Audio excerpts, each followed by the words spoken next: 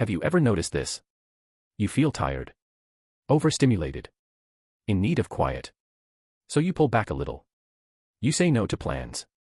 You choose space. And almost immediately, the guilt shows up. You wonder if you're being selfish, if you're letting people down, if you should be more available.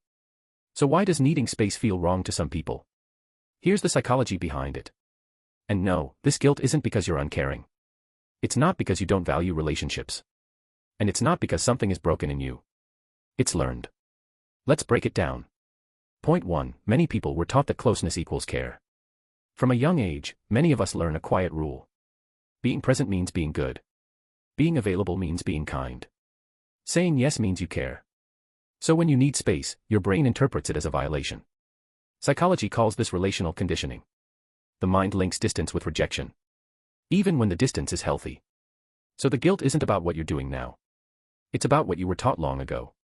Point 2. Highly empathetic people feel responsible for others' feelings. People who feel guilty for needing space are often deeply empathetic. They sense disappointment easily. They notice changes in tone. They imagine how their absence might feel to someone else. Psychology refers to this as emotional responsibility bias. The mind quietly asks, what if they think I don't care? What if I hurt them? So even when space is necessary, empathy turns inward and becomes guilt. Point 3. Saying no disrupts the identity of being easy to be around. Some people grow up being praised for being flexible, for being agreeable, for not needing much, for being low maintenance. Over time, that becomes part of their identity. Psychology calls this identity reinforcement. So when you finally ask for space, it feels uncomfortable. Not because it's wrong, but because it challenges who you've been. The guilt comes from breaking a pattern, not from doing harm. Point 4. The nervous system knows you need space before the mind does. Here's something important. Needing space isn't always a conscious decision. Often, it's a nervous system response. When stimulation builds up, even from good interactions, the body asks for quiet. Psychology links this to self-regulation. But if your mind was trained to prioritize others over yourself, that signal gets questioned.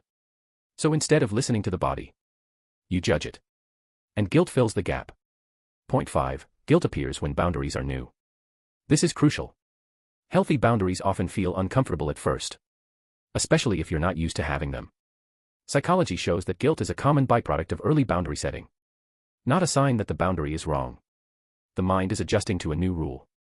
My needs matter too. And adjustment feels uneasy before it feels normal. Now here's the part most people need to hear. Feeling guilty for needing space doesn't mean you're selfish. It often means you're considerate, emotionally aware, and learning to balance connection with self-respect. If this is you, remember this. Needing space doesn't mean you're pulling away. It means you're taking care. And if you know someone who needs distance sometimes, they're not abandoning the relationship. They're preserving themselves within it. Healthy connection isn't about constant availability. It's about sustainable presence. And that's what makes it oddly Hooman. If this video felt uncomfortably accurate, you're not alone. Subscribe to Oddly Hooman for more psychology, everyday behaviors, and quiet insights into how the human mind really works.